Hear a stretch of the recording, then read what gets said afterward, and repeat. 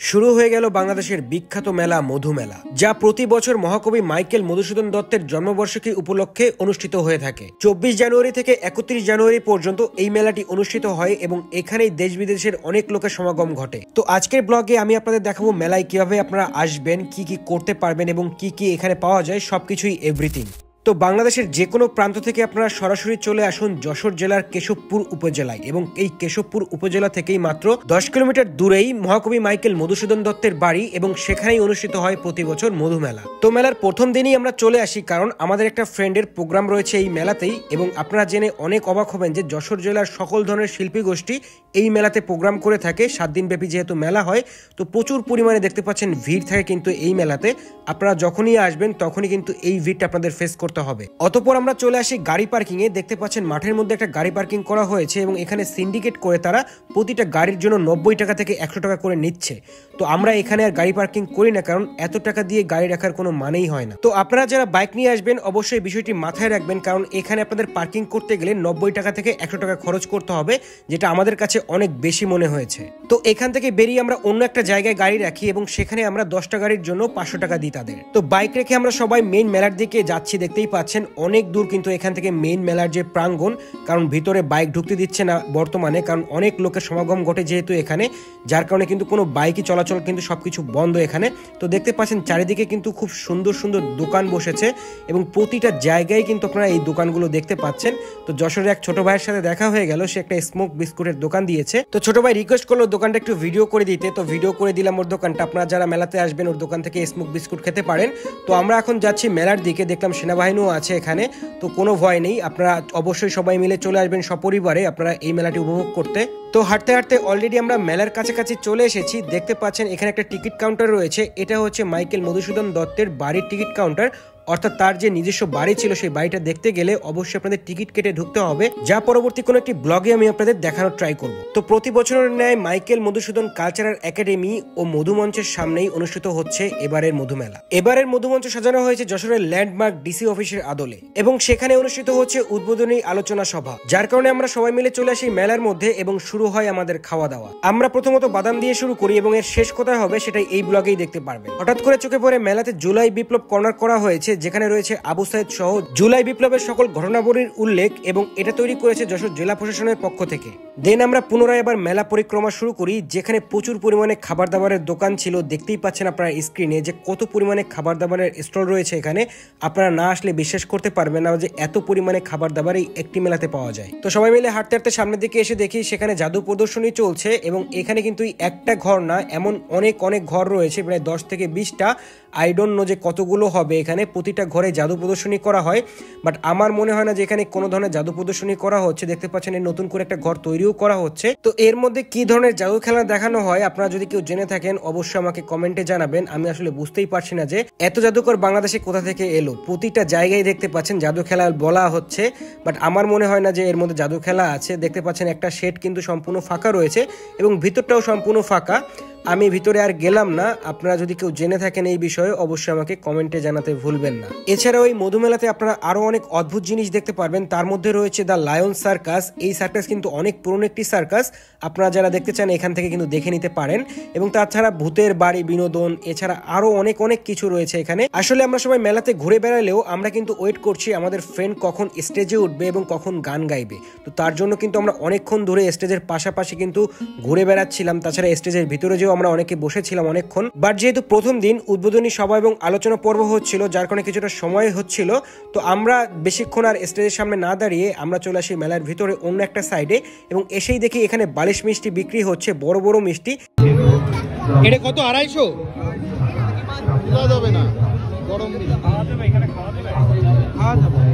আর 100 কোনটা এটা?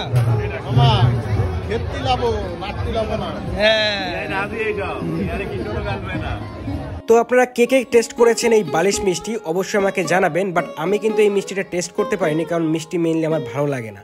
যার কারণে আমি টেস্ট করিনি।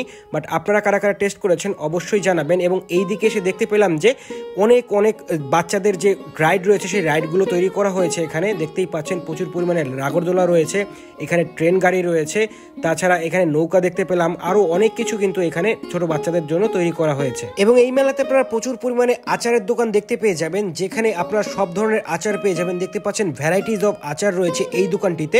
তো এমন ধরনের প্রচুর দোকান রয়েছে। হঠাৎ করে চোখে পড়লো যে একটা বক্স, সেখানে মানুষ ঘুষি মারছে টাকার বিনিময়। তো আমার ফ্রেন্ড আকাশ সেখানে ঘুষি মারার জন্য প্রস্তুতি নিচ্ছে, দেখতেই পাচ্ছেন। এবং এখানে প্রতিটা ঘুষির জন্য 20 টাকা করে দিতে হবে। তো বুঝতেই পারছেন কি ইউনিক একটা বিজনেস। এখানে ইনভেস্ট কম কিন্তু লাভ অনেক বেশি। তো সে কিন্তু দেখতে পাচ্ছেন প্রচুর প্রস্তুতি নিচ্ছে, সে ঘুষি মেরে কত মিটারে উঠবে সেটাই আমরা এখন দেখব। তো সে প্রস্তুতি নেওয়া প্রায় কমপ্লিট, সে এখন ঘুষি মারবে।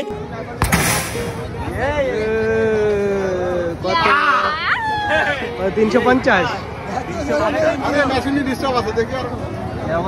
তো এই মেলাতে আর কি কি স্পেশাল আছে সেটা খুঁজতে খুঁজতে আমার সামনে পড়ে যায় নৌকা। এবং এই নৌকা দেখে তো আমি ফুল অবাক। নৌকাটি ছিল দ্বিতল বিশিষ্ট এবং এই নৌকাটা এতটাই বড় ছিল যে দেখতে পাচ্ছেন যে এটা কিন্তু স্ক্রিনে আসছে না এবং সবাই কিন্তু এখানে ভিডিও করছে। কারণটা হলো উপরের দিকে দেখতে পাচ্ছেন একটা টেডি ছিল যে কিন্তু খুবই মজা দিচ্ছিল সবাইকে, এবং অন্যদিকে একটা মেয়ে ছিল যে কর্নারে বসে খুবই স্ট্রাগল করছিল। তার এই কর্নারে বসা মোটেও উচিত হয়নি। আপনারা যারা ভিডিওটি দেখছেন কোনো মেয়ে মানুষ কর্নারের দিকে বসবেন না, তাহলে কিন্তু আপনাদেরও এই অবস্থা হবে। এবং যেহেতু নিচে অনেক লোকজন ছিল যার কারণে টেডি দেখতে পাচ্ছেন যে পাগলামি করছে, এবং এই টেডির এই পাগলামি দেখার জন্যই মেনলি নিচে অনেক লোকজন দাঁড়িয়েছিল এবং সবাই তার ভিডিওসও করছিল।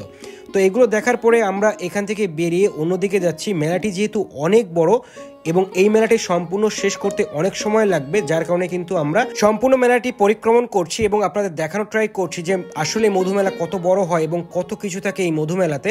এবং আপনারা যারা দূর দূরান্ত থেকে আসবেন কত কিছু দেখতে পারবেন, কি কি দেখতে পারবেন সবকিছুই কিন্তু আজকের ভিডিওতেই আমি আপনাদের দেখানোর ট্রাই করছি। এবং আপনারা যারা ভিডিওটি দেখছেন আপনাদের অনুরোধ করব অবশ্যই ভিডিওটি শেয়ার করে দিবেন, তাহলে পরবর্তীতে যারা মেলা দেখতে আসবে তাদের আর কোনো প্রবলেম হবে না, কোথায় কি দেখবেন কোথায় যাবেন সবকিছুই বুঝতে পেরে যাবেন একবার। এখন আমরা মেলার মেইন মাঠ থেকে বেরিয়ে যাচ্ছি নদীর পাড়ে, অর্থাৎ কপোতাক্ষ নদে, যেখানে রয়েছে নৌকা। এবং আজকে আমরা নৌকা ভ্রমণও করব এবং নৌকা ভ্রমণ কিভাবে করলাম, কত টাকা ভাড়া নিল সবকিছুই দেখতে পারবেন। তো নদীর পাড়ে যেতে যেতে অনেক কিছুই আপনাদের চোখে পড়বে এবং অনেক মেলাও এখানে মিলেছে। দেখতেই পাচ্ছেন যে মেলার কিন্তু যে বিস্তৃতিটা সেটা কিন্তু অনেক বড়।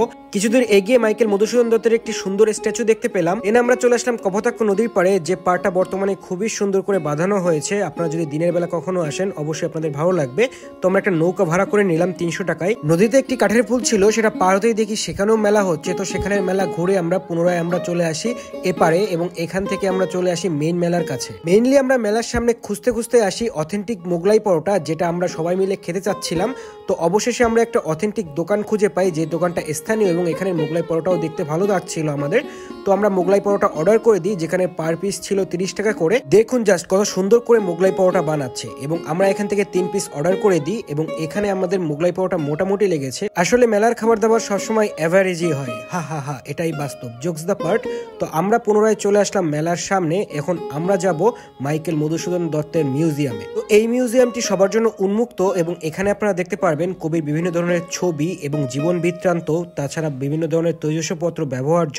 তো অনেক কিছুই রয়েছে এখানে। আপনারা যখন মাইকেল মধুসূদন দত্তের বাড়ি আসবেন অবশ্যই মিউজিয়ামটি ঘুরে যাবেন, আপনারা অনেক কিছু জানতে পারবেন কবির বিষয়ে। এদিকে আমি কবির বইগুলো দেখছিলাম, অন্যদিকে দেখছি তারা কবির জীবন বৃত্তান্ত নিয়ে গবেষণা করছে। কি গবেষণা করছে আই ডোন্ট নো, বাট তারা কিন্তু খুবই অধীর আগ্রহে কিন্তু গবেষণা চালিয়ে যাচ্ছে। তো যাই হোক, আমরা পুনরায় চলে আসলাম স্টেজের সামনে। এসে দেখি আলোচনা সভা এখনো শেষ হয়নি এবং সেই স্টেজের পাশে দেখি খুব সুন্দর করে পান সাজিয়ে নিয়ে বসে আছে এক চাচা।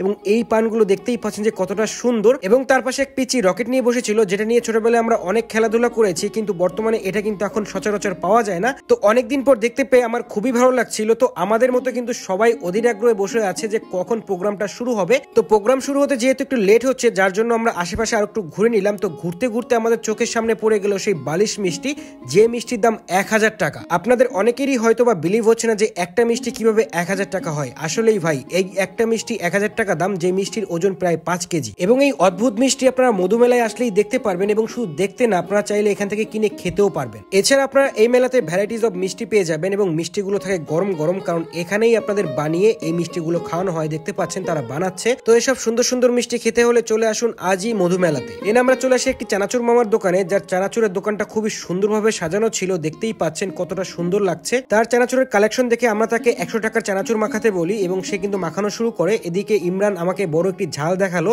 যে ঝালটা ছিল অনেক বড়। অবশেষে মামা আমাদের চানাচুর মাখিয়ে দিল এবং এই চানাচুরটা খেতে কিন্তু অনেক জোশ ছিল। আপনারা যদি মেলাতে আসেন অবশ্যই চানাচুরটা ট্রাই করবেন, আপনাদের ভালো লাগবে। পাশে একটা চিংড়ির মাথা এবং চপের দোকান ছিল, যেটা আপনারা স্কিপ করতে পারেন। দেন পুনরায় আমরা চলে আসি জাদু খেলার সামনে এবং এসে আয়াম তো অবাক। আর কারণ হলো মেলার মাঠের থেকে দ্বিগুণ ভিড় এই জাদু খেলার সামনে। দেখতেই পাচ্ছেন প্রচুর পরিমাণে লাইটিং করা হয়েছে এবং প্রতিটা সেট থেকে প্রচুর আওয়াজে গান বাজানো হচ্ছে, যেখানে সাউন্ড পলিউশন হচ্ছিল।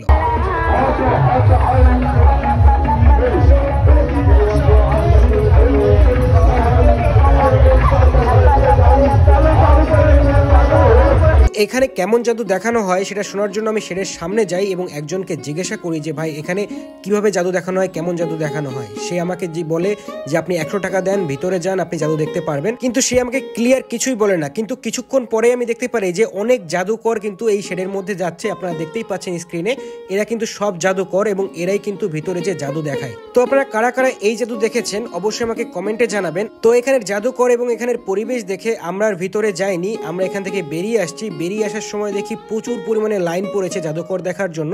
দেখতেই পাচ্ছেন এখানে কিন্তু হাজার খানেক লোক আছে, সবাই কিন্তু লাইনে দাঁড়িয়েছে এবং 100 টাকা করে টিকিট কেটে এই জাদুকর এবং তাদের জাদু প্রদর্শনী দেখার জন্য অনেক অনেক লোক দাঁড়িয়েছিল। তো যাই হোক, আমরা চলে আসছি খাবার খেতে। দেখতেই পাচ্ছেন আমরা কিন্তু ডিমের চপ নিয়ে অলরেডি খাওয়া শুরু করেছি।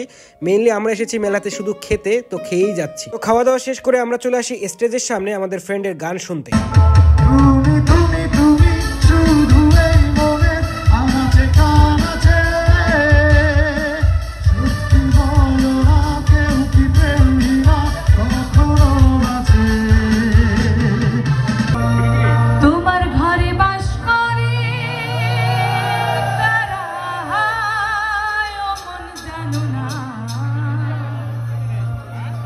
তো গান শেষ করে আমরা সবাই এখন একসাথে যাচ্ছি নদীর পাড়ে, কারণ আমাদের একটি নৌকা ভাড়া করা ছিল 300 টাকা দিয়ে, যে নৌকায় এখন আমরা সবাই মিলে উঠবো এবং মজা করবো কপোতাক্ষ নদে।